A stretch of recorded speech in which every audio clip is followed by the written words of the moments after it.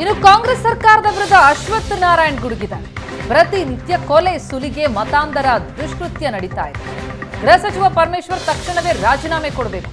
ರಾಜ್ಯದಲ್ಲಿ 60% ಕ್ರೈಮ್ ಹೆಚ್ಚಾಗಿದೆ. ಮಹಿಳೆಯರಿಗೆ ರಕ್ಷಣೆ ಇಲ್ಲ. ಹುಬ್ಬಳ್ಳಿಯಲ್ಲಿ ನೇಹಾ ಆಯಿತು, ಅಂಜಲಿ ಕೊಲೆಯೂ ಕೂಡ ಆಗಿದೆ. ಈಗ ಎಷ್ಟೇ ಕೊಲೆಯಾದರೂ ಸರ್ಕಾರ ಭಂಡತನ ಪ್ರದರ್ಶಿಸ್ತಾ ಇದೆ ಅಂತ ಅಶ್ವಥ್ ನಾರಾಯಣ್ ಕಿಡಿಕಾರಿದ್ದಾರೆ. ವ್ಯವಸ್ಥೆಯಲ್ಲಿ ಸಂಪೂರ್ಣವಾಗಿ ವಿಫಲವಾಗಿದೆ.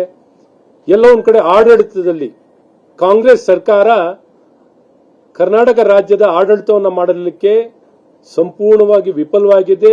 ಭ್ರಷ್ಟಾಚಾರದ ದಂಧೆ, ವರ್ಗಾವಣೆಯಲ್ಲಿ ಭ್ರಷ್ಟಾಚಾರ, ಯಾವ ಒಂದು ಹಿಡಿತವಿಲ್ಲದೆ ಗೃಹ ಇಲಾಖೆ, ಎಲ್ಲ ಇಲಾಖೆ, ಇವತ್ತಿನ ವಿಚಾರ ನಾವು ಮಾತಾಡೋದು ಗೃಹ ಇಲಾಖೆ, ಈ ಸರ್ಕಾರದ ವೈಖರಿ. ಏನೊಂದು ಗೃಹ ಇಲಾಖೆಯಲ್ಲಿ ಇವತ್ತು ವರ್ಗಾವಣೆ ದಂಧೆ ಬಗ್ಗೆ ಯಾವ ರೀತಿ ನಡೀತಿದೆ ಅನ್ನುವಂಥದ್ದು ಜಾಹೀರಾಗಿರುವಂತ ವಿಚಾರ. ನಿಗದಿ ಆಗಿರುವಂತಹ ರೇಟ್ ಕಾರ್ಡ್, ಎಲ್ಲದಕ್ಕೂ ರೇಟ್ ಕಾರ್ಡ್ ನಿಗದಿ ಆಗಿದೆ.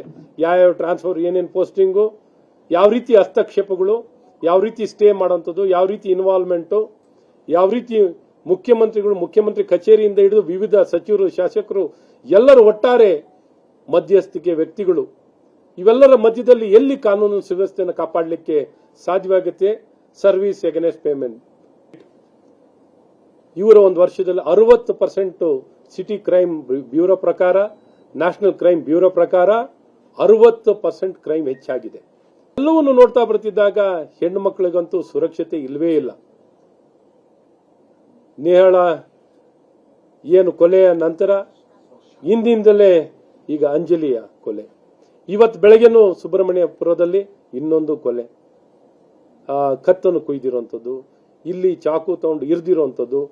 ಈ ಮುಂಚೆನೆ ಅವರು ಇಂಥ ಬೆದರಿಕೆ ಇದೆ ಅಂತ ಬಹಳ ಸ್ಪಷ್ಟವಾಗಿ ಆ ಠಾಣೆಗೆ ತಿಳಿಸಿದ್ರು ಸಹ ಕ್ರಮವನ್ನು ವಹಿಸಲಿಕ್ಕೆ ವಿಫಲವಾಗಿದೆ. ಯಾವ ರೀತಿ ಭಯ ಭೀತಿ ವಾತಾವರಣದಲ್ಲಿದ್ದಾರೆ. ಸಂಪೂರ್ಣವಾಗಿ ಕಾನೂನು ಸುವ್ಯವಸ್ಥೆ ಸಂಪೂರ್ಣವಾಗಿ ಹಾಳಾಗಿದೆ.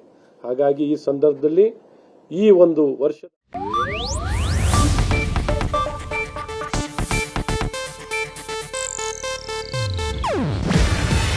ಇದು ಏಷ್ಯಾನೆಟ್ ನ್ಯೂಸ್ ನೆಟ್ವರ್ಕ್ ಪ್ರಸ್ತುತಿ.